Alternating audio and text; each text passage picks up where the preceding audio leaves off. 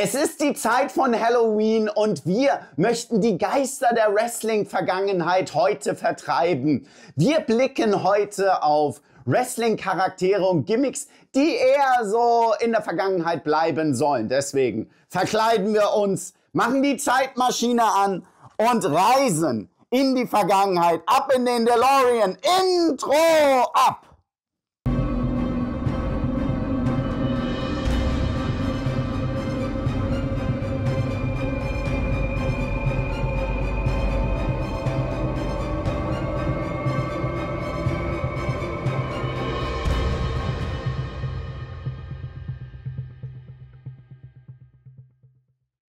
Eine sehr anstrengende Zeitreise in diesem Fall. Schön, dass ihr da seid diese Woche zu meiner Ausgabe. Es ist Halloween, also dachte ich mir, ich verkleide mich. Das ist das Beste, das ich gefunden habe. Ich bin Lego Ninjago oder Ninjago oder wie das heißt. Sogar die Hose passt. Ich möchte dazu sagen, dieses Kostüm ist vorgesehen, Sekunde, für Kinder zwischen 7 und 8 Jahren. Ich passe einwandfrei rein. Am besten finde ich die Maske, nur rede ich nicht die ganze Zeit damit. Und die Lego-Hände haben es mir richtig angetan. Die könnte ich auch im wahren Leben benutzen. Wie machen das diese Lego-Menschen eigentlich, wenn sie so greifen? Aber gut, das ist ein anderes Thema. Beim Wrestling ist es ja so, dass wir durchaus sehr, sehr farbenfrohe Charaktere, Gimmicks, Anführungsstriche machen, ist so ein bisschen schwierig mit Lego-Händen, merke ich gerade, haben. Und bei manchen jubeln wir so richtig mit, die finden wir ganz cool und die werden auch mit der Zeit immer lustiger. Da haben wir so ein Lächeln drauf. Wenn wir damit im ersten Augenblick konfrontiert werden, denken wir, okay, was ist hier eigentlich los? Und beim Wrestling ist das Schöne, du kannst alles versuchen und im Endeffekt weißt du nicht, was im Endeffekt sich am besten durchsetzen wird. Da habe ich zweimal im Endeffekt gesagt, dadurch jetzt das dritte Mal. Ich setze nicht neu an. Das ist hier ein One-Take. Wir labern einfach drauf los und das ist das Schöne. Seid ihr auch verkleidet zu Halloween? Ist meine Frage. Was habt ihr da? Gerade an Halloween, um diese Zeit fällt mir natürlich immer wieder ein, wenn wir über solche Wrestling-Charaktere sprechen. Sowas wie den Boogeyman. Der Boogeyman passt immer rein, wird ja auch aktuell wieder genutzt. Er erschreckt ja die aktuellen WWE-Superstars mit den Würmern, die er gegessen hat. Und ich fand ihn damals tatsächlich so als Erscheinung schon sehr einzigartig. Ein bisschen eklig mit den Würmern, die er da verfuttert hat, der gute Mann. Er war ja vorher bei Tough Enough gewesen und dann hat er diesen Wrestling-Charakter dann eben gezeigt, nur der hat dann über all die Jahre eben gehalten. Der ist halt in gewisser Art, ich muss aufhören mit den Anführungsstrichen mit Lego-Händen, er ist halt zeitlos in der Art und deshalb fand ich das sehr cool, ihn immer und immer wieder zu sehen. Wichtig ist mir, hier zu sagen, ich mache das nicht, um zu sagen, oh, guck mal, wie lächerlich ist das, was beim Wrestling gemacht wird. Darum geht's nicht. Das ist nicht hier Wrestle-Crap oder sonst was, sondern du probierst beim Wrestling Dinge aus und du kannst, das ist das Schöne beim Wrestling auch, weil du eben diese Struktur von Main Events, Midcard und Undercard hast und du offenkundig auch mal einen Comic Relief haben möchtest, was ich hier gerade mache, kannst du auch solche Dinge mal einbauen. Du kannst nicht immer nur ganz ernst, sondern du machst ein vielfältiges Programm. Bei manchen denkst du dir natürlich, muss das jetzt immer sein oder es war schon mal im ersten Mal dann zu sehen, okay, das passt hier überhaupt nicht ins Geschehen. Eins der bekanntesten ist da natürlich die Survivor Series, als im Jahr 1990 der Gobbledy-Gooker, dieses tanzende Huhn aus dem Ei gesprungen ist und Mean Gene Okerlund mitgetanzt hat. Da waren ja die wildesten Gerüchte zu der Zeit, ob nicht gar Ric Flair aus einem Ei springen soll. Ich weiß es nicht. Ich weiß es nicht, ob, also da waren das zeigt wieder, dass Gerüchte schon damals, was in Newslettern heute im Internet an Fake News Seiten rausgekloppt wird. Vielleicht sollte man da immer eher so ein bisschen Piano sehen, ob das wirklich so realistisch ist oder ob die Fantasie oder der unbedingte Wille, jemanden da sehen zu wollen, da mitspielt. Also, Gobbledy-Gooker war dann natürlich auch sehr einmalig in seiner Form, ist immer wieder ins Spiel gekommen natürlich, weil es so absurd einfach war.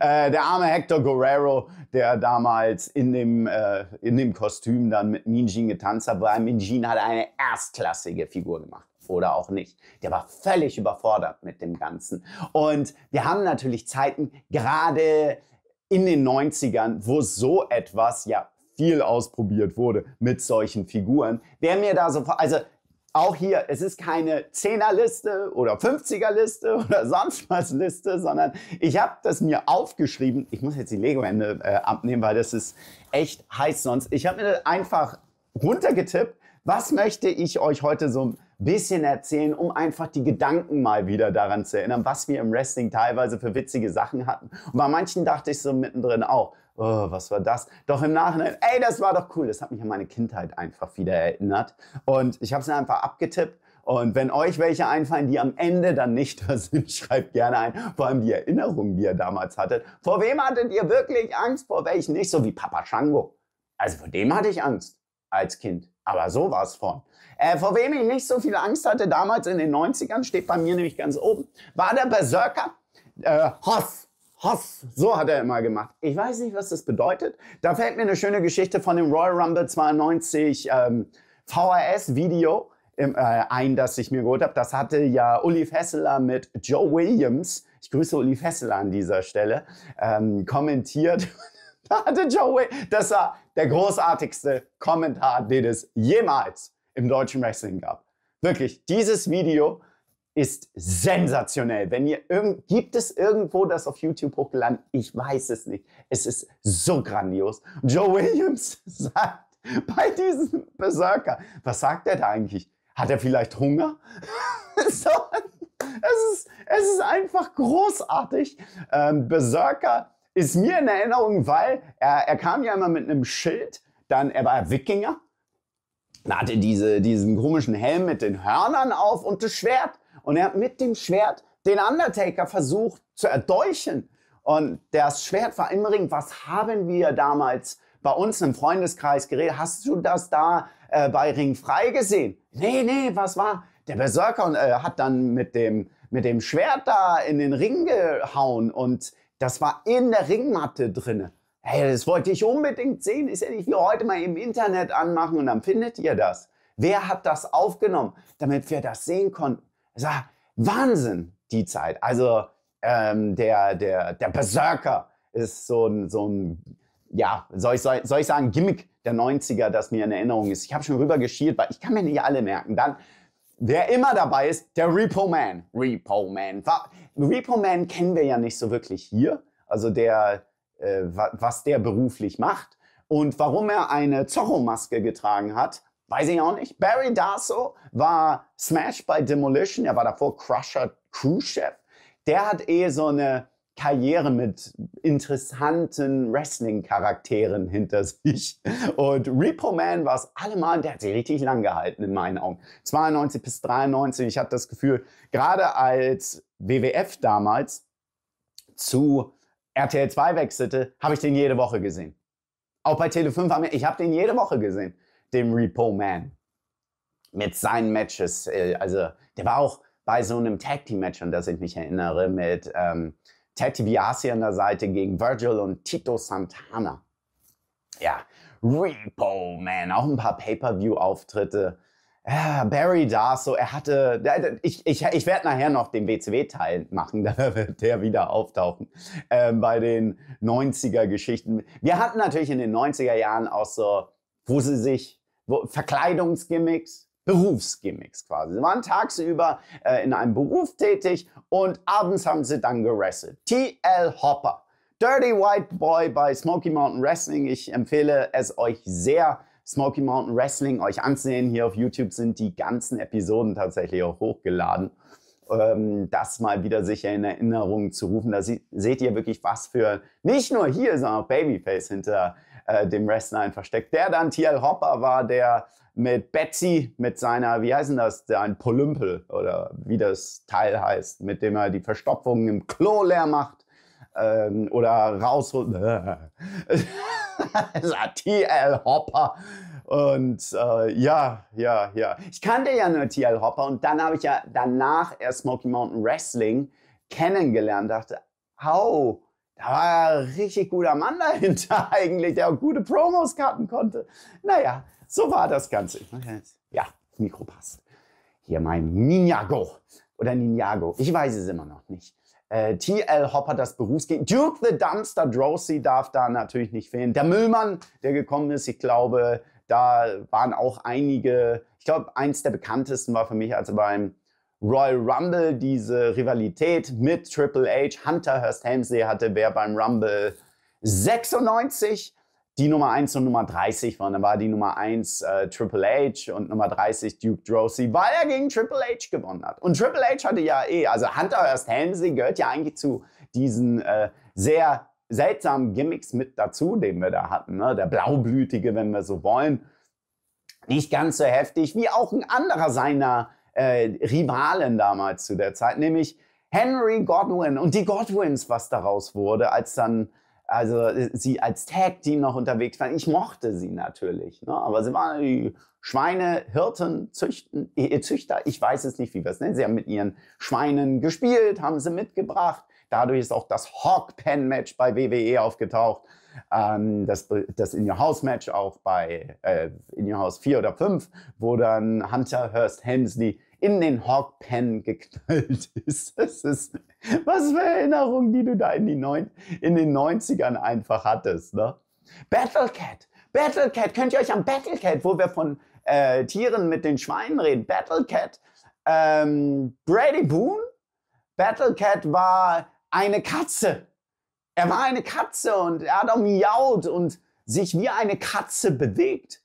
Das hat nicht ganz als Durchbruch bei Battlecat funktioniert, war jedoch witzig, wie er mit der Maske dort aufgetaucht ist. Also The Cat gab es nicht nur in der WCW, Ernest Miller. Ne? Aber das war schon Battlecat. Ich glaube, hatte nur ein Match. Genauso wie Fantasio. Nee, Battlecat hatte mehr. Ich habe nur eins gesehen. Und Fantasio, der Zauberer, der sich irgendwas aus dem Mund rausgeholt hat, der ist ja bei jedem dieser Videos, wo du dann über alte Wrestling-Charaktere dann sprichst, bei den seltsamsten taucht Fantasio auf. Der hat sich auch nicht sehr lang gehalten. Wundert mich auch, warum das Ganze so war. Zurzeit natürlich auch immer so saisonal bedingt. Nie vergessen, Santa Claus war der böse Santa Claus. Er kam nicht vom Nordpol, er kam vom Südpol. Den hatte der Million-Dollar-Man Ted DiBiase gekauft, weil jeder seinen Preis hatte. Und dann gehörte er zur Million-Dollar Corporation. Der war der böse Weihnachtsmann. Wer hat den gemacht? Balls Mahoney, nicht zu erkennen. Also im Vergleich zur ECW-Zeit, wo er mit langen Haaren und der stuhlschwingende Typ dort war. Santa Claus ist auch so ein Highlight gewesen. Ich glaube, das Einzige, woran ich mich wirklich erinnere, dieser Auftritt, wie er Savio Vega angegriffen hatte.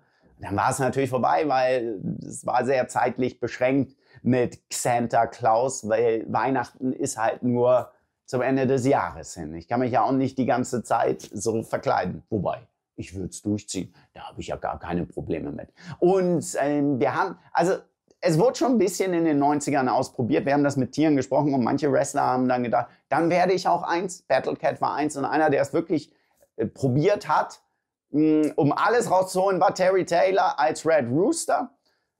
Er hatte diesen Hahnentritt, hat er sich hier wirklich so die Haare rot gefärbt und so hochgezogen. Ei. Und wenn der größte Auftritt bei WrestleMania gegen den Brooklyn Brawler ist, beziehungsweise Bobby Heenan, wo der Brooklyn Brawler dabei ist, dann ist alles gesagt an dieser Stelle. Denke ich, da wird dann groß gesagt, die große Karriere von Terry Taylor und was weiß ich alles. Und er sollte doch Mr. Perfect werden. Es wurde auch im Nachhinein so, nee, das war Kurt Hennig-Geschichte. Terry Taylor war der Red Rooster und er war es nicht als Spitzname. Also es wäre so, als wenn The Animal Batista wirklich auf allen Vieren rausgekommen wäre und geschnauft hätte. In dem Fall ist der Red Rooster als Hahn, Kikiriki, rausgekommen. Wer auch so rausgekommen ist, Mantor. Da hat ja Jim Cornette gesagt, er durfte ihn managen. Das war definitiv ein Rip. Also ein Scherz gegen ihn, dass sie ihn veralbern wollten. Das wird im Wrestling auch mal gerne gemacht. Mantor! Und er hatte so einen riesen Kopf. Der hat seine Gegner angebuht. Der hatte Hufen als Füße. Also von wegen hier die Lego-Hände. Wie würdet ihr im Ring reagieren, wenn euer Gegner euch anmut? Muh. Wie reagiert der? Wer hier in dem Video noch dabei ist, in dieser Anfangsviertelstunde, der versteht eine Menge Spaß. Und hat hoffentlich auch so ein Lacht bei diesen ganzen Namen, die wir so raushauen jetzt gerade. In den 90ern haben wir echt witzige Dinge mitgemacht. Also bei Mantor war es halt, der ist ja mit dem Teil, das auf dem Kopf, der ist ja nicht reingekommen, wenn er den Kopf durch die Seile hauen wollte. Und er war ja nicht groß, dass er über das oberste Seil reingehen konnte. Wahnsinn, der Mantor. Wer erinnert sich an den Mantor? Oh ja, bei den 90ern darf ich ja nicht vergessen. Friar Ferguson, der Mönch, Mike Shaw hat das gemacht und Friar Ferguson war so nicht sehr lange als Figur im Wrestling, im WWE, damals WWF-Fernsehen aktiv. Die Kirche hat sich nicht so gefreut über diesen Mönch, der da aktiv war. Deswegen hat er ein sehr kurzliebiges Friar Ferguson-Gimmick, so einen Charakter gehabt. Ich möchte ja dieses Wort Gimmick, das da völlig genutzt wird, auch umgehen. Das wird völlig falsch genutzt. Aber gut, anderes Thema. Dann wurde er Bastion Booger. Ich weiß nicht, ob das besser war. Doch Bastion Booger war so bei uns in der Familie immer so, wir haben gelacht, wenn er gekommen ist. Wenn er sonst wie viel gegessen hat. Diese Klamotten, die konnte nur er tragen. Und das war auch die Einzugsmusik. Es waren Geräusche, die aus Körperöffnungen kommen, die dort mit die Musik waren. Ich fand das schon damals äußerst verwirrend. Oder waren es andere Geräusche? Hört euch gerne die Musik an. Ist kein Problem, ihr könnt die ersten 15 Sekunden hören und dann läuft diese Musik eigentlich im Loop. Und Bastion Booger war sehr häufig damals bei uns im deutschen Fernsehen zu sehen, wenn Superstars oder Wrestling Challenge lief, weil der zählte dann meist zu den Superstar gegen Superstar Main Events, die du gesehen hast. Weil es waren ja immer diese Jobber-Matches vorher, wo du etabliert hast, wer der ist, dann diese Promos dazwischen. Und das war dann meist eines dieser etwas die bekannteren Charaktere, die gegeneinander waren.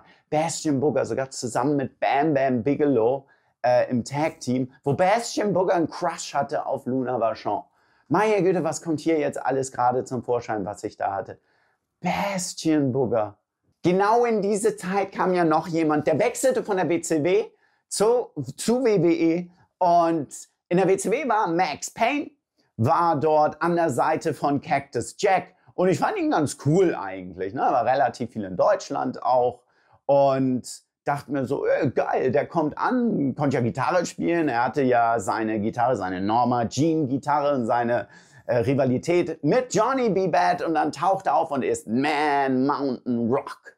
Und ich glaube, sein Debüt war einfach nur, wie er Gitarre gespielt hat. War besser als ich. Da liegt eine Gitarre übrigens da hinten bei mir. Hat nicht funktioniert. Das ist noch eins, ich habe Zeit, vielleicht mache ich es irgendwann jemals. Und dann spiele ich hier Gitarre für euch, wer weiß. Man Mountain Rock. Ich kann mich auch nicht erinnern, dass er jemals irgendwie eine Rivalität hatte. Gegen irgendjemanden. Ich glaube, war es bei der Survivor Series 95? Oder nee, war es bei einem In Your House, wo er die Nationalhymne mit der Gitarre gespielt hat? Das war dann so Man Mountain Rock, was da passiert ist. Und 90er, was gab's noch? Oh, die Sportgimmicks. Abe Knuckleball Schwartz. Abe Knuckleball Schwartz, weil es war so, dass die Baseballliga damals in den USA gestreikt hat. Also war er auch im Streik und da offenbar war er Baseballspieler. Und deswegen ist er mit einem I'm on Strike-Schild durchs Publikum gegangen und er konnte dann, weil er nicht mehr Baseball spielt, wresteln. Hat sich nicht sehr lange gehalten, aber auch das Gesicht angemalt wie ein Baseball. Das war auch sensationell, was wir hatten. Wir hatten auch The Goon. Kennt ihr noch The Goon, den Eishockeyspieler? Am geilsten fand ich bei dem die Stiefel. Die Stiefel sahen halt wie Schlittschuhe aus. Seid ihr schon mal Schlittschuh gelaufen? Ich erkläre euch kurz, wie Valandi Schlittschuh gelaufen ist. Eine Freundin von mir meinte mal so, wir gehen jetzt zusammen Schlittschuh laufen. Dann sind wir zusammen Schlittschuhlaufen damals gegangen und ich habe schon meine Skepsis ausgedrückt. Ich habe sie gefragt, ob das wirklich eine gute Idee ist, dass wir ausgerechnet zusammen Schlittschuh laufen sollen. Sie hat gesagt, nein, Valandi, das machen wir schon. Ich werde dich da durchziehen und sonst. das ist wirklich keine gute Idee, habe ich gesagt, lass bitte nicht Schlittschuh laufen. Gut, dann sind wir Schlittschuhlaufen gegangen und das ist ja, so, hier ist so Gummiplatz, also bevor du auf die Eisfläche kommst, so eine Gummibahn meinetwegen. Und ich habe die Schlittschuhe angezogen, das sah schon sehr wackelig bei mir aus und dann sind wir halt drauf, sie ist vorgegangen und ich habe einen Fuß drauf gesetzt und bevor ich den zweiten drauf gesetzt habe, wie eine Comicfigur, blum, bin ich rückwärts runtergeknallt. Ich habe natürlich direkt am Boden liegend geschrien, ich habe gesagt, ich kann nicht Schlittschuh laufen, was tust du mir das an? Sie hat sich kaputt gelacht. Dann sind wir halt sehr, also die Rocky-Szene, kennt ihr die bei Rocky, wo Rocky mit Adrian Schlittschuh läuft? Ich hätte es wie Rocky machen sollen und einfach keine Schlittschuhe anziehen, nebenher laufen sollen. Und war das sehr wackelig und irgendwann bin ich dann einigermaßen gelaufen und dann war das Problem, dass ich einfach nur geradeaus und immer schneller wurde und ich habe dann laut geschrien, weil es immer schneller wurde und sie hinter mir war, wie kann ich bei dem Ding bremsen? Wirklich, ich bin so, wie man das dann macht. Sagte, du musst dich zur Seite drehen. Da habe ich mich zur Seite gedreht und dabei so gedreht und bin wieder hingefallen. Das ist mein Erlebnis mit Schlittschuhlaufen. Das war nicht geplant, dass ich darüber rede. Aber gut, habt ihr das erklärt? Habt ihr das auch mal gehört? Ich werde diesen Teil jemandem schicken und ich hoffe, sie wird genauso war dieses grandiose Erlebnis. Da ist auch was anderes, als ich wieder auf die, ich wollte schon was anderes, als ich hingeknallt bin, bin ich so mit dem Schlittschuh hochgeknallt. Dann habe ich sie am Schienbein getroffen mit dem Schlittschuh und da hat sie einen blauen Fleck gehabt. Also mit Valandi niemals Schlittschuh laufen, da geht alles schief. Eine geile Geschichte. So viel zu The Goon, was wir da hatten. Und die ganzen Erinnerungen, gerade bei den RTL 2 Sendungen, wer da immer auftauchte und wahrscheinlich auch der bei jedem Quiz auftaucht als Figur, obwohl er nicht so viel erreicht hat, vor allem so im Jahr 93, weil er der Gegner des Undertakers war beim ersten Raw im Main Event und das ist Damien Demento from the outer reaches of your mind. Das fand ich schon bei der Ankündigung immer sensationell und er hat dann immer geguckt. Auch bei uns, wir fanden den zu Hause geil. Also, er hatte das, was Randy Orton hatte. Er hatte die Stimmen in seinem Kopf, schon damals. Also ist Randy Orton im Endeffekt eine Weiterentwicklung von Damien Demento. So nämlich. Ist das geil, Damien Demento. Und bei ihm war es ja so, er war zu groß für so einen Undercard-Jobber oder Gimmick in der Zeit und er war zu klein für so einen richtig großen Riesen, um da diese Figur darzustellen, dass er die Bedrohung gegenüber den anderen darstellen kann, wie so ein Marty Jannetty oder die Leute, die da die Gegner zu der Zeit waren. Also Damien Demento war auch nicht sehr langlebig. Ich glaube beim Royal Rumble 93, das war so sein einziger Pay-Per-View-Auftritt, den er zu der Zeit hatte. Den darf ich nicht vergessen, das ist mein Liebling. Max Moon. Conan hat ihn am Anfang gespielt, das war auch so mehr oder weniger seine Idee. Dieser Halbmensch, Cyborg, der aus der Zukunft kommt. Er sollte eigentlich mit einem Jetpack, glaube ich, reinkommen und aus seinen Händen schossen alle möglichen Dinge raus. Hat nicht so ganz funktioniert. Und Max Moon aus der Zukunft und dieser geile Ganzkörperanzug, den Max Moon hatte und nachdem Conan weg war, war das, glaube ich, Paul Diamond. Als ich den immer gesehen habe, ich so, was ist denn das? Warum kommt der aus der Zukunft? Der wrestelt auch nicht wie aus der Zukunft. Also das war wirklich ganz... Conan hätte wie einer sein können, der aus der Zukunft wrestelt, weil er ja diesen Lucha-Stil hatte, der gar nicht bei WWE so geprägt war. Also klar gab es Leute wie Marty Jannetty, gerade angesprochen, oder Shawn Michaels. es war es aber nicht. Das hat dann nicht so wirklich funktioniert. Und dieser sensationelle Auftritt, der da mit ins Spiel kam, ich glaube, das Kostüm hat $13.000 gekostet. Es hat alles nicht so geklappt, wie es hätte klappen sollen. Und Max Moon war richtig witzig. Also für dieses Video gut, dass es Max Moon auf jeden Fall gab. Und bei großen Stars haben wir es natürlich auch gesehen.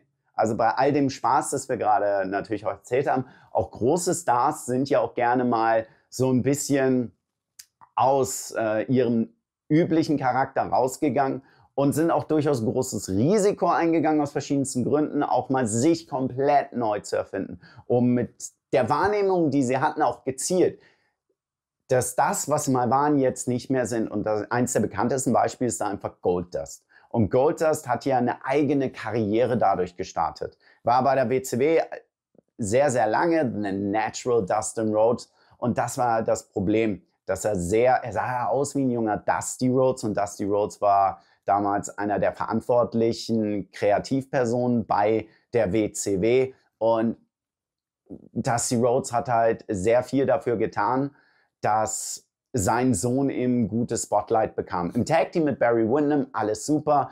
Er war auch ein guter Worker im Ring. Hat er durchaus, was er da hatte, nur dieses Charisma kam eben nicht raus. Es war immer der Vergleich mit seinem Vater und da schmierst du ab.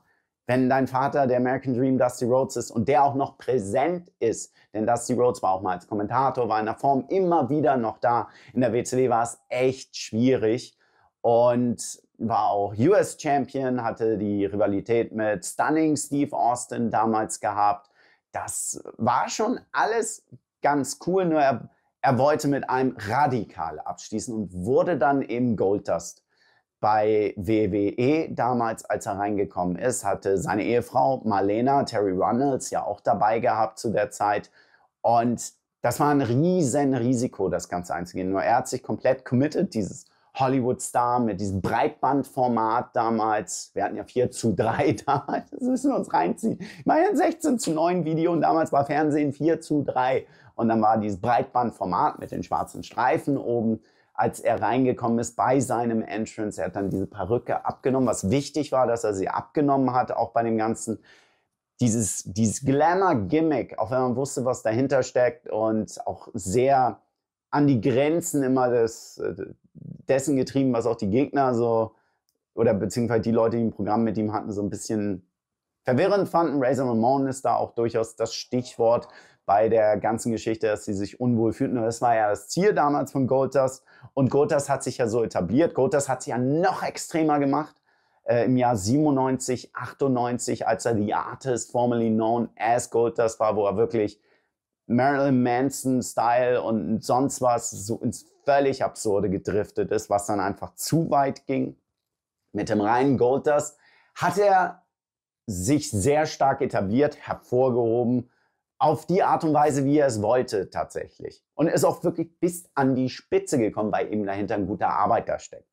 Und nochmal, der gute Wrestling-Worker ist nicht der eine Shooting Star Press oder Moonsault vom Seil springt, sondern wirklich der Arbeiter, der erstmal darauf wartet, dass sein Gegner sich nicht verletzt, wenn sie im Ring sind, dass es flüssig aussieht, gleichzeitig realistisch. Denn was wir darstellen im Wrestling, ist eine realistische Auseinandersetzung, ein Kampf. Und wenn dann das Flippy-Floppy um die Zusammenarbeit aussieht, dann sieht jeder, der live ist, ne? Ich sage nicht, dass dieses böse Wort, das da immer fällt, böse F-Wort, weil das ist despektierlich. Du siehst es ja auch als Agent dann. Es ist halt eine Zusammenarbeit und nicht ein Konflikt, den ihr darstellt. Aber Dustin Rhodes sehr, sehr gut. Und deswegen funktioniert dann diese Goldust-Persona. Und die wurde ja auf Cody Rhodes auch angewendet mit der Stardust-Persona. Auch sehr comichaft, was dann gemacht wurde. Und comichafte Figuren funktionieren ja auch im Wrestling durchaus. Und das war so eines der positiven, vor allem bei Goldust, bei Stardust dann nicht so. Das funktioniert auch nicht. Dann das Match Goldust gegen Stardust. Da gefühlt, wann war das? 2013? 14 oder 15? Jetzt muss ich es irgendwie reinkriegen. Sie waren Tag-Team natürlich und dann gab es auch das Match der beiden gegeneinander. Nur das war Das war beim Februar Pay-Per-View irgendwo. Und irgendwann in diesen Jahren, und das passte da auch nicht mehr. Es war wirklich zu spät, um da was rauszuholen. Denn in den 90ern hatte das so ein bisschen besser und war es ein bisschen greifbarer. Ein anderer großer Star, der das eben auch sehr gewagt hatte, und das war auch seine Idee, war Terry Funk als Chainsaw Charlie. Wie Jim Cornette sagt, wenn er aus einer Box kommt, ist er automatisch over. Oder auch nicht. Er ist aus einer Box gekommen und mit einer Motorsäge hat er die aufgemacht, dass er rauskam. Chainsaw Charlie ist auch eine Erinnerung. Im Team mit Cactus Jack, Mick Foley, hatte auch so sehr schöne gemeinsame Erinnerungen, die wir da gesehen haben. Sogar einen Tag-Team-Titelgewinn bei WrestleMania 14 haben wir da gehabt. Oder das Berühmte, als sie in diesen Müllcontainer waren, und das war dann wo die New Age Outlaws sie von der Bühne geworfen haben, und Jim Ross, "There's people in there! What the hell is so great about that?" Das war bei In Your House, No Way, also vor In Your House, No Way Out. Oh, jetzt muss ich überlegen, welche Nummer war das? War das 20? Nee, das müsste später. Irgendwo um die 20er war dieses In Your House, 1998, No Way Out. Und das habe ich da sehr in Erinnerung mit Chainsaw Charlie zu der Zeit. Terry Funk wollte das ja selber von sich. Er wollte nicht, dass er verbunden wird mit Terry Funk, sondern wollte komplett was anderes machen. Und deshalb war er dann Chainsaw Charlie gerade zu der Zeit. Natürlich dann als Mick Foley Anfang 98 seinen Run an der Spitze hatte gegen Stone Cold Steve Austin, haben wir dann ja auch Terry Funk tatsächlich gesehen, weil dieses Team gesplittet wurde und Mick Foley, auch als Mick Foley damals, ich glaube, das war das erste Match, das er als Mick Foley gewrestelt hat, und das zweite war dann WrestleMania 2000 gegen Terry Funk, um zu zeigen, wie gefährlich er jetzt ist, um eben auch die Herausforderung gegen Stone Cold Steve Austin damals vor Unforgiven und Over the Edge 98 auch so ein bisschen zu stärken zu der Zeit. Und wenn ich schon In Your House 98 anspreche, beziehungsweise No Way Out 98 anspreche, da war ja Kane groß auf dem Titelbild. Und das bringt uns zu dem Mann hinter Kane, Glenn Jacobs. Der hatte in den 90ern auch einen Beruf tagsüber und abends hat er gewrestelt. Er war Zahnarzt. Er war nicht irgendein Zahnarzt. Er war der Zahnarzt von Jerry the King Lawler. Und Jerry the King Lawler hatte ja das Kiss My Foot Match verloren. Ich grüße Slaughter an dieser Stelle. Er erinnert sich auch noch dran. Und nach der Niederlage des Kiss My Foot Matches von Jerry the King Lawler musste er natürlich zum Zahnarzt, weil er musste diese Bakterien des Fußes vom Bret Hart, und er hat ja auch seinen eigenen Fuß so geschmeckt, als er ihn reingesteckt hatte, und dann wollte er sich revanchieren, und Dr. Isaac Yankem, wer das Wortspiel versteht, ist immer wieder schön auch beim Wrestling, der tauchte dann auf, und auch da die Einzugsmusik, dieses Geräusch des Bohrers beim Zahnarzt einfach. Und beim SummerSlam 95 durften wir auch sehr lange diese Musik hören. Und das war schon so, also der böse Zahnarzt, der selber diese seltsamen Zähne hat. Sensationell. Also sensationell gut, das dürfen wir in der Vergangenheit lassen und immer wieder für solche Anlässe dann auch rausholen, damit wir die bösen Geister vertreiben, die Dr. Isaac Yankem war als der Zahnarzt DDS. Jetzt sind wir ja bei den großen Stars angelangt, und dann will ich direkt zu Hulk Hogan gehen. Hulk Hogan war ja unbestritten der größte Star der 80er und auch Anfang der 90er durchaus rein in den ersten Jahren. Und als er dann zur WWE zurückkehrte, nachdem er in der WCW war, da hatte er den starken Hulkmania-Run auch gehabt, wurde noch einmal WWE-Champion bei Backlash 2001 gegen Triple H. Alles sehr emotional. Und dann entwickelte sich das ganze Jahr Richtung WrestleMania 19. Was wird jetzt Hulk Hogan machen? Und da gab es dann das Street Fight Match gegen Mr. McMahon. Und danach sollte er ja eigentlich verschwinden. Hulk Hogan sollte gefeuert werden, und Hulk Hogan war weg. Und dann tauchte Mr. America auf. Und Mr. America, das ist so ein eigentlich typisches Wrestling-Gimmick, dass jemand ein Loser Leaves Town Match verliert. Und wenn er es verliert, kommt er zurück und hat die Maske einfach auf. Und jeder weiß, das ist er doch. die Segmente dazu fand ich halt teilweise witzig. Vor allem, und das habe ich mir ja erst vor kurzem wieder angesehen, dieser Lügendetektor-Test. Vince McMahon und Mr. America. Mr. America die Wahrheit sagt, dass er nicht Hulk Hogan ist. Ja, das ist das Problem. Mr. America war nie Hulk Hogan und das hat dieser Lügendetektor-Test auch bewiesen. Wie Mr. McMahon sagt, okay, was bedeutet das denn, als dieser Lügendetektor-Test so das Ergebnis hatte? Ja, er ist nicht Hulk Hogan. The hell is not Hulk Hogan. Irgendwie sowas. Ich habe so gelacht, als dann McMahon selber diesen Lügendetektor-Test gemacht hatte. Ach, schöne Erinnerung. Und ein anderer großer Star, den wir da nicht vergessen dürfen, der in einem sehr interessanten Umfeld seinen ersten Auftritt hatte, war Dolph Ziggler, nämlich innerhalb der Spirit Squad. Die Spirit Squad waren die Prügelknaben der McMahons im Jahr 2006, vor allem gegen DX. 5 gegen 2 Handicap-Match, also all solche Geschichten, dass wir da hatten. Meine Güte, die Spirit Squad. Eigentlich sollte Kenny Dykstra so den großen Durchbruch daraus schaffen, ist auch hervorgeragt durchaus. Nur war es dann nicht, war er als Producer bei WWE aktiv und Dolph Ziggler, der ist aus dem Ganzen wirklich ausgebrochen. Du kannst eigentlich auch daraus ein bisschen was machen. Ich glaube, Mikey war das, der ja auch diesen Run durchaus haben wollte oder sollte. Denn wenn du dieses Gimmick hast und es dann versuchst, das war ich und dann so auf Ernst drehen, das sind ja so Figuren wie Doink. Doink habe ich jetzt mit Absicht hier nicht gemacht. Und dann war der Evil Clown bei der ECW. Wenn du so einen Bezug schaffst zu diesem Colorful Comic und wo du eigentlich drüber lachst und dann, hey, ich stecke dahinter, ich habe nur noch die Kleidung an, aber jetzt strahle ich dieses Bösartige aus, kannst du durchaus machen. Ich finde das durchaus interessant. Du hast immer Möglichkeiten und Variationen von solchen Charakteren, die offenkundig für Comic Relief eben dienen sollen, kannst du dann auch nutzen. Kizani, der hat auch einige Vignettes gehabt, um angekündigt zu werden. Das war dieser aus dem Karneval, der aufgetaucht ist und passt auch beim Wrestling. Weil Wrestling ist ja Karneval im Endeffekt. War nur in dem Fall, die Langlebigkeit war schon am Anfang sehr kurz gehalten. Ich weiß nicht, ob man das so ausdrücken kann bei Kizani. Und Superhelden dürfen nicht fehlen. Und der bekannteste Superheld ist natürlich Hurricane Hans.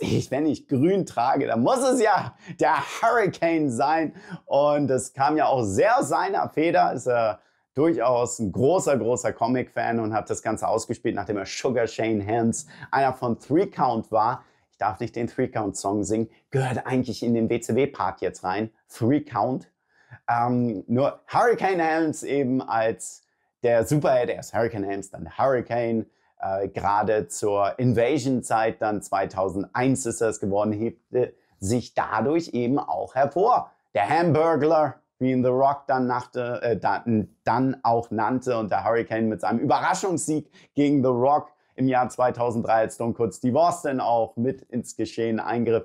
Das Tag-Team mit Rosie, dem Bruder von Roman Reigns, Superhero in Training, das hatte ich bei einem Video hier schon mal genannt. Ach nee, das war bei dem Bloodline-Video. Ladet euch ganz herzlich ein. Um die 4000 sind wir. Gerne nochmal das Video teilen. Ich denke, das hat vor allem der Sebastian Hoffmann, der von der Power Wrestling so viel reingehauen hat, auch verdient, dass wir da noch ein bisschen Dampf reinhauen in das Video, denn das war sensationell, wie er den Bloodline-Stammbaum mal eben runtergebrochen hat. Komplett. Also zu 90%. Er hätte jetzt nicht die neuesten geborenen Kinder, die noch nicht mal zur Schule gehen, mit reingebracht oder gerade zur Schule gehen. Es war toll. Also lieben Gruß an dieser Stelle. Und ich weiß, dir wird dieses Video auch hier und da durchaus gefallen. Wo war ich eigentlich? Hurricane, genau, mit Rosie als Tag-Team. So, Superhelden. Damit würde ich jetzt, ich glaube, bei WWE habe ich jetzt viele aufgezählt, die ich hatte. Ich möchte unbedingt meinen WCW-Part jetzt machen. Und da fällt mir nämlich, wenn wir jetzt schon bei Superhelden sind, jemand ein, nämlich der Arachna-Man, wenn wir in der WCW schon angekommen sind. Und wie machst du es, wenn du nicht die Rechte für Spider-Man hast? Richtig, du benutzt nicht die Farben. Was hat Spider-Man? Rot, Blau, Schwarz? Kann das gut sein? Machen wir die WCW-Farben Gold, Lila und wahrscheinlich noch irgendwas. Und ich bin der Arachna-Man. Wow. Und WCW hat viel in der Art probiert. Das war's wirklich. Ich habe nicht die Rechte für Spider-Man und wir sind ja ein Fernsehunternehmen und die WCW ist eine Abteilung für uns, also probieren wir das Ganze. War das 90 oder 91, die berühmte Jim Hurt-Ära, die wir da hatten? Also das ist nicht Bill Watts. Das war schon hart. Was da auch noch kommt, die Ding-Dongs. Habt ihr mal ein Match der Ding-Dongs euch angesehen? Ganzkörperanzüge und die haben so Fahrradklingeln an sich dran.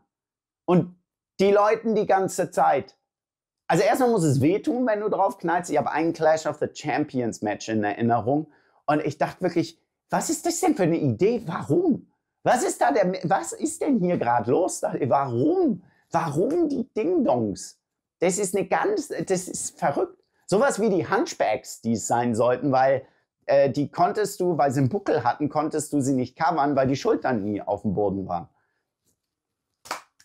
Einmalige Ideen, nur im Wrestling. Also das ist schon, da hat die WCW gute gehabt und Verkleidung, wir haben Mr. America gerade angesprochen, dass Stars, Loser Leaves Town und sich dann quasi verkleiden, um nicht aufzufallen, wer sie eigentlich sind. Das hat The Miz auch einmal gemacht, tatsächlich mit Maske.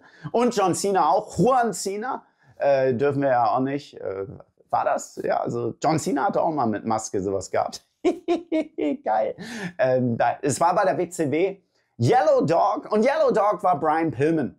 Brian Pillman gegen Barry Windham verloren, musste eigentlich die WCW verlassen. Und dann tauchte Yellow Dog auf. Und Yellow Dog war Brian Pillman und das war relativ deutlich zu erkennen, dass es ist. Und damit haben wir ja auch gespielt zu der Zeit, dass Brian Pillman so wieder in der WCW dann auch war und quasi wieder durch Fanpetitionen und so wieder zurückgekommen ist in die WCW. Wo es nicht so offenkundig ausgespielt werden sollte, wo es dann schwieriger war, war der Super Shockmaster. An den Shockmaster erinnern wir uns alle. Uncle Fred, wie er gestolpert ist, ne, dann reingekommen. Und ich glaube, wenn ihr es noch nicht gesehen habt, schaut euch einfach Shockmaster-Debüt noch einmal an. Und wenn ihr es zum ersten Mal seht, jo, das war wahr. Und es kam dann der Super Shockmaster, den der Shockmaster selber angekündigt hat. Das heißt, wir wollten unbedingt, dass der Shockmaster erfolgreich bleibt. Wir wollten irgendwie diesen Charakter nutzen. Also haben wir dem Shockmaster eine Maske aufgesetzt. Wie damals, der ist mir vorhin nicht aufgefallen. Aldo Montoya, der Portuguese Man of War, später als Just Incredible. Oh, den habe ich ja bei den 90ern vergessen. Was war denn Aldo Montoya eigentlich? Weiß ich bis heute nicht. Was war sein Charakter eigentlich? Ja, er war Portugiese. Warum war er so angezogen? Und beim Super Shockmaster, der hatte so eine, also wirklich in dem Stil auch, diese Maske. Und da hatte sich dann der Shockmaster die Haare geschnitten. Und die Kommentatoren selber gesagt, als der Super Shockmaster sein Debüt gefeiert hat, das ist doch der Shockmaster. Und der Super Shockmaster hat selber gesagt, nein, das bin ich nicht. Aber er hat es ernst gemeint. Es war nicht wie bei Mr. America, wo es so, nein, ich bin das auf keinen Fall. Augenzwinker, Augenzwinker, Anführungsstriche kann ich machen, weil ich gerade die Lego-Hände nicht habe. Das war ernst gemeint. Das war auch nicht, das hat keiner abgekauft. Und dann funktioniert es halt eben nicht. Wenn du es wirklich absurd machen willst, dann musst du das Absurde auch hervorheben. Und Super Shockmaster war dann schon eher so eine Sache. Ich habe gerade Yellow Dog angesprochen, da habe ich natürlich, Tiere gab es auch in der WCW. Und vor allem gab es ja The Cat, Ernest Miller, nur das war sein Spitzname. Wie eine Katze hat er sich bewegt. Es gab jedoch einmal das Match The Cat gegen The Dog, Al Green. Und The Dog, das war 2000, also wir reden ja nicht über die 90er. Der kam mit einer Halskette raus zu diesem Match und Brian Knobbs hat die Hundeleine gezogen bei The Dog. Ja, das gab's. The Dog gegen The Cat. Ich lasse das einfach mal so stehen. Wir haben das wirklich gesehen und zu der Zeit habe ich mir wirklich Sorgen gemacht um meine heißgeliebte WCW. Und auch zu Recht. Viel weiter vorher hatten wir ja auch interessante Charaktere und Kevin Nash fällt da immer wieder natürlich ins Blickfeld, weil er war Oz. Als Zauberer, einfach nur um den Wizard of Oz, um den Film zu bewerben, war er Oz mit diesen Grüßen, wieder grün. Also die tollen Kostüme sind alle grün. Und mit diesem Zauberhut oder was auch immer Kevin Nash da hatte. Du hast einen Kevin Nash und machst aus ihm Oz. Das war schon äußerst interessant. Als er Vinny Vegas war, war nicht unbedingt viel großartiger. Ja, tatsächlich als Diesel hat es dann mehr gewirkt. Aber das waren auch sehr interessante Dinge, die wir in der WCW gesehen haben. Und was über alles drüber ragt. Mit weitem Abstand. Aber so ein Guilty Pleasure bei mir ist der Dungeon of Doom. Gehen wir den Dungeon of Doom doch einfach mal durch. Klar, King Curtis, der Anführer, beziehungsweise der den Taskmaster Kevin Sullivan, my son, wollte ich immer mal sagen, ihn gerufen hat. Und damit ist das Ganze hier entstanden. Dann gab es aus Avalanche, Earthquake, bei der WWF, das Erdbeben, das wurde dann Shark. Er hatte sogar sein Tattoo geändert, dass es ein Hai drauf ist. Und er war 6 Monate der Shark so ungefähr. Also ein Hai.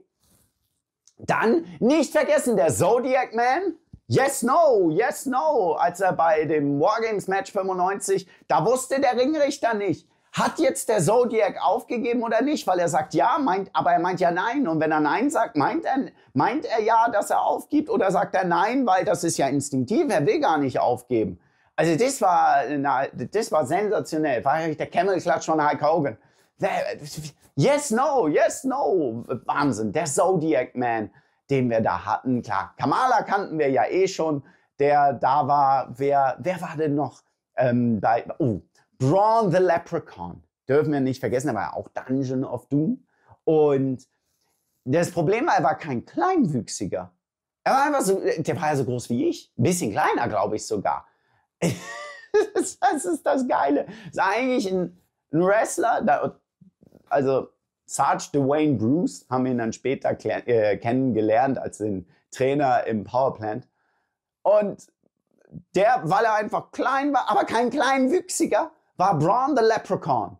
Und er rannte immer durch. Und ich weiß noch, wie es bei WCW Saturday Night auf DSF war. Und plötzlich lief er da durch. Ich so, was passiert denn hier jetzt gerade? Schon wieder in grün gekleidet. Der Leprechaun. Er hat nach Gold gesucht. Das war die Sache. Wir hatten später dann Hornswoggle, wo dann das Gimmick quasi auch auf die Art genutzt wurde. Kanntet ihr bei der WCW den Rapper PN News? Schaut euch das unbedingt an. So auf was Anfang der 90er auf die Hip-Hop-Szene so ging und was mit dem Raps abging. Also nehmen wir PN News. Ich bin sprachlos bei PN News, wirklich. Also ein Traum einfach, was wir da hatten. Wen habe ich noch bei der WCW mir aufgeschrieben? Ja, das hatte ich, okay.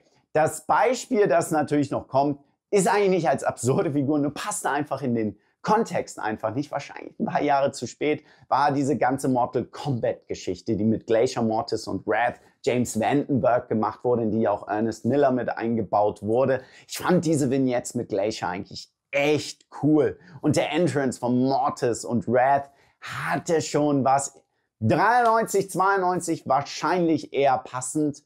Leider nicht ganz so. Vor allem in der Zeit, wo es war, da war die NWO wirklich heiß. Und da war es ein sehr starker Kontrast. Das war schon sehr, wo du sehr deine Fantasie einschalten musstest. Und da war die Aufgabenstellung für den Zuschauer zu krass. Na, also du kannst, bei manch einem Film passen gewisse Figuren rein, um die einzubauen, also es ist das Genre. Da war der Unterschied des Genres einfach zu krass, dass diese Figuren nicht funktionieren. Und ihr merkt, ich glaube, da wäre schon durchaus eine Option gewesen, ein bisschen was rauszuholen, gerade mit diesen Mortal Kombat Figuren. Und bei noch einem, bei dem eine Fernsehshow quasi Inspiration war, um es zu nutzen, war That 70s Guy Mike Awesome. Oh, Mike Awesome kam so wirklich als ECW-Champion zur WCW.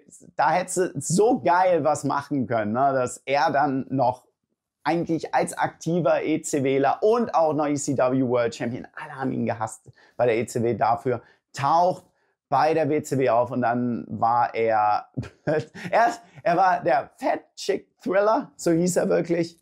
Gewisse Damen hat er angesprochen, das war sein Credo. Und dann der 70s Guy Mike Awesome war eben die wilden 70er. Falls ihr die Serie gesehen habt, es gab ja auch das Remake, das jetzt auch läuft, habe ich mir auch angesehen. Es ist so nostalgisch jetzt, sich das anzusehen. Damals dieses 70er Jahre, ah ja, mit der Föhnfrisur.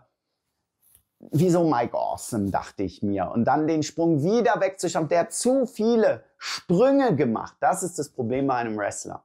Wenn du es wirklich gezielt hast, wie bei Goldust, wo du sagst, ich weiß, wer ich bin und ich verschweige es nicht, aber jetzt bin ich das, ist was anderes. Und bei Mike Awesome mussten wir eigentlich vergessen, weil wir gemerkt haben, wir haben das probiert, das probiert, das probiert. Er war dann der Career-Killer Mike Awesome, nachdem er Canyon bei Slamboree dort vom Triple Cage runtergeworfen hat.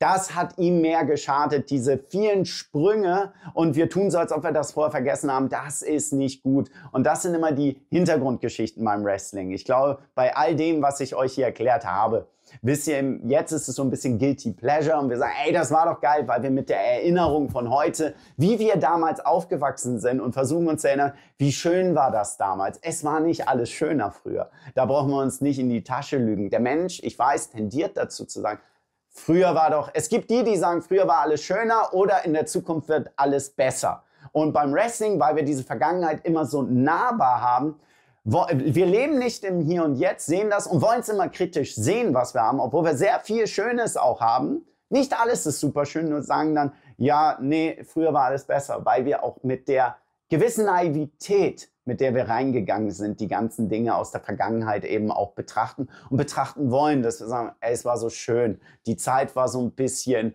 befreiter. Auch da sind ja Sachen richtig. Nur wenn wir uns darauf festschießen und sagen, das war alles viel, viel besser. Nee, es ist ja nicht so, das wissen wir ja auch. Und es wird auch nicht in Zukunft alles, da ist die rosige Zukunft, weil wir umgehen wollen, dass wir in der jetzigen Situation, das ist wirklich ein psychologisches Ding des Menschen, dass wir dann das, was wir heute, weil wir eine gewisse Unzufriedenheit haben mit unserer Situation, sei es im Job, sei es im Privatleben, mit sonst irgendwas. Und dann flüchten wir einfach und wissen, ach, damals war das besser, weil das war ja, da hattest du diese Sorgen, die du jetzt hast, einfach nicht. Es schiebt dir einfach weg, was du für Sorgen gerade hast. Das ist so der Grund. Und ich möchte euch immer wieder, wenn ich hier bin, einladen, dass wir diese Erinnerung teilen, auch für hier teilen, nur nicht sagen, in der Zukunft wird alles besser, jetzt ist alles doof und früher war sowieso immer alles das Schönste, sondern früher hatten wir das, lass uns gemeinsam darüber Spaß haben, was wir hatten, in den Erinnerungen schwelgen. Lass uns die teilen. Das finde ich am schönsten. Und ich habe einige Namen hier aufgezählt. Ich bin sehr gespannt, wen ihr noch aufzählt, bei dem ihr so denkt, ah, das ist so Guilty Pleasure, so ein Vergnügen von mir, das ich früher einfach so gerne mochte zu sehen, wie es bei euch mit Bastion Booker gesagt. Oder die Nasty Boys, wobei die Nasty Boys passen nicht in diese ganz übertriebenen Charaktere, die da im Wrestling-Fernsehen einfach zu sehen waren. Deshalb habe ich es mal so belassen, habe mal einen kleinen Rundumschlag gemacht, was mir einfach auf der Seele brannte, ist mit euch zu teilen, weil es ist ja die Zeit von Halloween und wir wollen ja auch die bösen Geister vertreiben. Deswegen werde ich mich wieder in mein Kostüm hier werfen. Ich glaube, mit den Lego-Handschuhen lassen wir das Ganze und lade euch natürlich ein.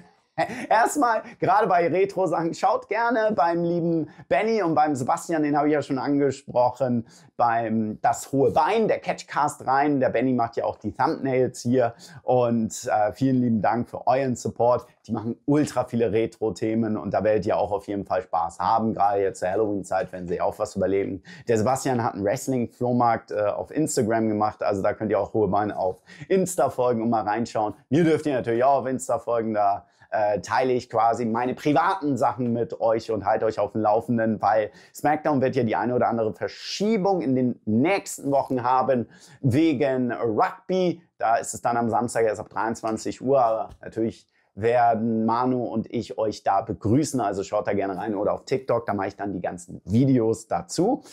Wenn ihr aus dem WW Euroshop etwas bestellt, so wie dieses, für mich ist mein Herzensposter geworden, mit dem Code BALANDI15 gebe ich euch 15%, die ihr dann auch spart, also 15% Rabatt. Nutzt sie aus, wenn es natürlich möglich ist. Meine Shirts unter getshirts.de/BalandiZanti im SL Wrestling Shop und natürlich auch Pro Wrestling Tees youtube.com/valandizanti. Dank natürlich auch an die Power Wrestling an dieser Stelle, weil einige Videos von hier werden dort in den monatlichen Magazinen dann gemacht. Ich habe jetzt das aktuelle gerade nicht hier. Dann halte ich euch das rein, dann zeige ich euch das Ganze, wie es aussieht. Das war das mit den, das passt hier ein bisschen thematisch, die gruseligsten Gimmicks, das könnt ihr euch ja hier auf dem Kanal ansehen, dort im Magazin nachlesen und die unbrauchbarsten NWO-Mitglieder. Hat auch der Benny neues Thumbnail gemacht. Also das könnt ihr euch auch hier auf dem Kanal ansehen, im Magazin nachlesen. Und ich denke jetzt, die Sirenen gehen schon wieder von Slaughter an, dann ist jetzt der Zeitpunkt gekommen, sich für die Zeitreise zurückzumachen, nachdem wir in der Vergangenheit jetzt waren. Und mir bleibt eigentlich nur übrig, genießt diese wunderschöne Halloween-Zeit. Was ist eigentlich euer Kostüm gewesen? Wie fandet ihr mein Ninjago-Kostüm, das ich hier hatte? Ich meine, ich habe euch eine Stunde jetzt viel erzählt. Ich hoffe, wir haben geile Erinnerungen getauscht. Ah, ist das schön. Ich wünsche euch eine schöne Wrestling-Woche. Warte, das muss ich so sagen. Ich wünsche euch eine schöne Wrestling-Woche. Bis zum nächsten Mal. Tschüss.